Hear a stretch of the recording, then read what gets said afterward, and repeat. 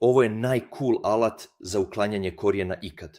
Kao što možete vidjeti, stvarni rezni rub zauzima oko 90% unutarnjeg promjera cijevi.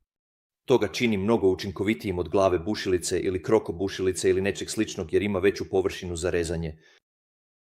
Wolfram karbidni bitovi na prednjoj strani omogućuju vam brušenje na različite načine, ovisno o smjeru rotacije alata i materijalu koji obrađujete. Kao što možete vidjeti, strane nemaju nikakvu oštricu, što ga čini pogodnim ne samo za PVC cijevi, već i za ljevano željezo i glinu. Možete ga koristiti s četkom za klizanje ili bez nje, a pričvršćuje se na fleksibilno vratilo pomoću vijaka za pričvršćivanje. Jedan alat može se koristiti na mnogo različitih načina jer ima ploču za čaše na prednjoj strani, a ovdje možete vidjeti središnju glavu koja se povezuje s njom. Tako se može koristiti kao glava bušilice ili se može jednostavno koristiti ovako s reznom oštricom na stražnjoj strani. I naravno s pločama za čaše na vrhu. Možete ih pronaći u 3 različite veličine. Ova ovdje je 6 inča, imam i 4 inča.